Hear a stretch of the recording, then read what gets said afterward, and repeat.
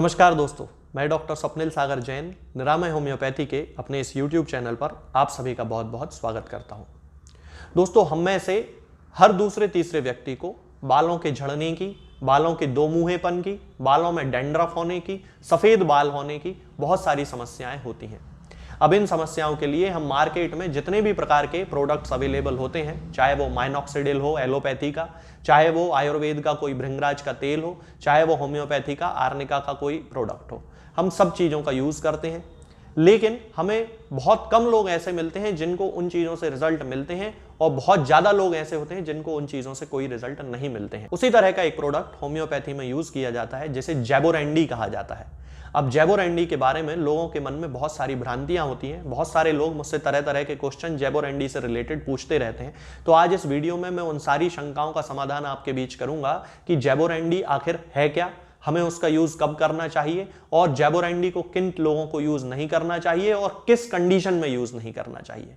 तो सबसे पहले मैं आपको बता देता हूं कि नो डाउट, इसमें कोई शंका नहीं है कि जैबोरैंडी का जो उपयोग है वो बालों से रिलेटेड सभी बीमारियों में किया जाता है। चाहे वो बालों का झड़ना हो, चाहे वो बालों का दो मुंहापन हो, चाहे वो बालों में डैंड्रफ की समस्या हो और या फिर सफेद बालों की समस्या हो, सभी बीमारियों में जैबोरैंडी का यूज किया जाता है। लेकिन अकेले इन्हीं बीमारियों में जैबोरैंडी का यूज नहीं किया जाता। जैबोरैंडी और भी बहुत सी बीमारियों में काम आने वाली बहुत अच्छी मेडिसिन है। खास तौर से ये एक डायाफोरेटिक है। डायाफोरेटिक का मतलब होता है वो चीज या वो दवाई जो कि हमारे शरीर से पसीने के आने की जो मात्रा होती है उसको बढ़ा देता है। स्वेटिंग या पर्सपायरेशन जिसे कहा जाता है, उस प्रोसेस को बढ़ा देने वाले पदार्थ को डायाफोरेटिक कहा जाता है।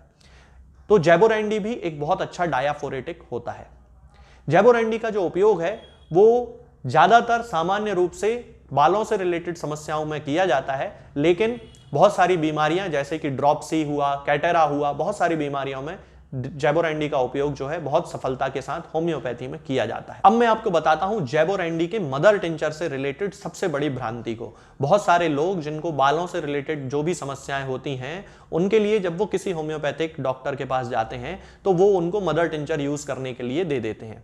अब दोस्तों, जो मदर टिंचर होता है जैबोरैंडी का, वो होता तो अच्छा है, नो डाउट, इसमें कोई शंका नहीं है, बहुत अच्छा मदर टिंचर है और बहुत काम का मदर टिंचर है। लेकिन अगर आप उसको सीधे सिर पे लगा लोगे तो वो यूजलेस है, वो किसी काम का नहीं है। और उसके पीछे रीजन ये है कि जो जैबोरैंडी का मदर टिंचर है वो वोलाटाइल नेचर का होता है, यानी कि सीधे भाप बन के उड़ जाता है। तो जैसे ही आपने उसको स्काल्प पे लगाया 2 से 3 मिनट में वो सीधा भाप बन के उड़ जाएगा। तो वो लगाने का जो मतलब था वो तो आपको मिलेगा ही नहीं, ना वो आपके किसी काम का है, ना तो आपके बालों का झड़ना रुकने वाला है, ना डैंड्रफ कम होने वाला है, ना दो मुंहे बाल कम होने वाले हैं। तो इसलिए सबसे अच्छा तरीका है कि जैबोरैंडी को ऑयल के रूप में यूज किया जाए। अब दूसरा सवाल जो सबसे ज्यादा पूछा जाता है कि डॉक्टर साहब, जैबोरैंडी ऑयल हम इतने सालों से यूज कर रहे हैं लेकिन हमें उसका रिजल्ट क्यों नहीं मिल रहा है। उसके पीछे रीजन है कि उस ऑयल को बनाने की जो तरीके होते हैं उस दौरान उनका फिल्टरेशन इतनी बार किया जाता है कि जो पिलोकार्पिन या पिलोकार्पस जिसे कहा जाता है उसका यूज जो होना था बाल्डनेस के लिए या बालों से रिलेटेड समस्याओं के लिए, उसका जो केमिकल नेचर है वो पूरी तरह से चेंज हो जाता है। अब तो हम क्या कर सकते हैं कि जैबोरैंडी का जो मदर टिंचर है उस मदर टिंचर को घर में जो भी तेल आपके पास अवेलेबल हो, जैसे नारियल का तेल हो सकता है या बादाम का तेल हो सकता है, जो भी आप लोग सिर में लगाते हैं, उस तेल में उसको बेस बना लीजिए और मदर टिंचर को उसमें मिक्स कर लीजिए। और उस तेल को जब आप अपने स्काल्प पे लगाएंगे तो ना केवल आपके बालों को नारियल का न्यूट्रिशन मिलेगा, नारियल का पोषण मिलेगा, बल्कि जैबोरैंडी का भी पोषण आपके बालों को पूरा मिलेगा। क्योंकि जो मदर टिंचर है जब वो ऑयल में मिक्स हो जाएगा तो उसकी जितनी भी केमिकल प्रॉपर्टीज हैं वो सारी आपके बाल को हेल्प करेंगी हर चीज से लड़ने में। अब जो तीसरा क्वेश्चन है दोस्तों जो सबसे ज्यादा पूछा जाता है वो ये है कि जैबोरैंडी को क्या हम आर्निका के मदर टिंचर के साथ मिक्स करके लगा सकते हैं। तो मैं हमेशा सबको मना कर देता हूं कि जैबोरैंडी के मदर टिंचर को आर्निका के मदर टिंचर के साथ मिक्स मत कीजिए। उसके पीछे रीजन ये रहता है कि जैबोरैंडी का जो केमिकल कॉन्स्टिट्यूएंट है, यानी कि पिलोकार्पिन या पिलोकार्पस जिसे कहा जाता है, वो आर्निका के केमिकल कॉन्स्टिट्यूएंट्स जो कि होते हैं फैटी एसिड्स और लैक्टोन्स, सबसे ज्यादा जो है वो लैक्टोन्स पाए जाते हैं आर्निका में।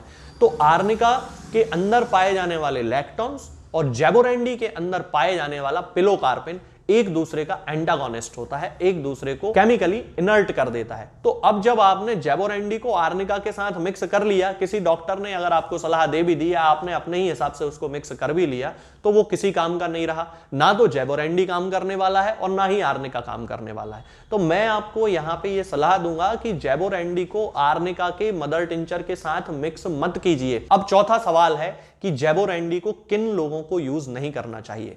दोस्तों, वीडियो की शुरुआत में मैंने आपको बताया था कि जैबोरेंडी जो है वो एक डायाफोरेटिक, यानी कि जैबोरेंडी जो है वो पसीने की मात्रा को बढ़ा देता है। अब जिन लोगों को ऑलरेडी सिर से पसीना बहुत ज्यादा आने की परेशानी होती है, बहुत सारे लोग ऐसे होते हैं जो खाना खा रहे होते हैं और उनको सिर से पसीना जो है वो टपक रहा होता है। बहुत सारे लोग ऐसे होते हैं जो पैदल भी चलते हैं तो पूरा शरीर उनका फिर भी ठीक रहता है, लेकिन सिर से, बालों से बहुत ज्यादा पसीना आता है। बहुत सारे लोग ऐसे होते हैं जिनका जो स्काल्प होता है वो वेट होता है, थोड़ा सा गीला होता है, उसमें नमी बहुत ज्यादा होती है, जिसके कारण उनको डैंड्रफ हो जाता है। तो ऐसे लोगों को जैबोरेंडी का उपयोग कभी भी नहीं करना चाहिए, भले ही आप उसको घर के ही तेल में मिला के क्यों ना यूज कर रहे हो। क्योंकि जब आप जैबोरेंडी का यूज करेंगे तेल में मिला के, तो बालों में नमी की मात्रा तो बढ़ ही जाएगी, उसके साथ में जैबोरेंडी चूंकि डायाफोरेटिक है, पसीने की मात्रा को बढ़ा देगा, तो आपकी जो डैंड्रफ की समस्या है वो भी बढ़ जाएगी। आपको खुजली चलने लगेगी, आपके बाल जो कि पहले कम झड़ रहे थे फिर ज्यादा झड़ने लगेंगे, नमी के कारण अपनी जड़ों को छोड़ने लगेंगे। इसलिए जैबोरेंडी का जो उपयोग है वो उन लोगों को नहीं करना चाहिए जिनके सिर में बहुत ज्यादा चिपकने वाला पसीना आता है, बहुत ज्यादा चिपकने वाला डैंड्रफ होता है। उन लोगों को कभी भी जैबोरेंडी के मदर टिंचर का और ना ही तेल का इस्तेमाल दोनों का नहीं करना चाहिए। इसके साथ में जो सबसे एंड में और सबसे जरूरी बात जो होती है वो ये है कि जैबोरेंडी के मदर टिंचर को जिन लोगों को फैटी लिवर की या फैटी हार्ट की शिकायत होती है, यानी कि दिल से संबंधित कोई समस्या है, उन लोगों को भी, चूंकि जैबोरेंडी का जो मदर टिंचर होता है वो ड्रॉपसी से रिलेटेड केसेस में यूज किया जाता है, किडनी की समस्याओं में, हार्ट की समस्याओं में उसका यूज किया जाता है। तो जिन लोगों को इस तरह की कोई समस्या हो रही है उन लोगों को भी खास तौर से मदर टिंचर का तो बिल्कुल ही नहीं करना चाहिए।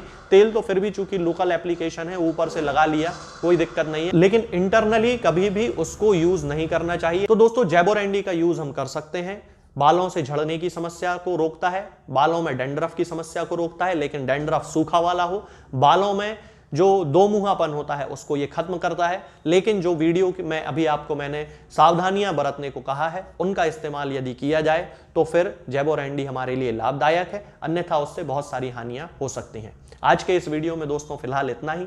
आगे के वीडियोज में मैं आपसे बात करूंगा कुछ नई बीमारियों के बारे में और उनकी होम्योपैथिक दवाओं के बारे में। तब तक के लिए जय हिंद, जय भारत।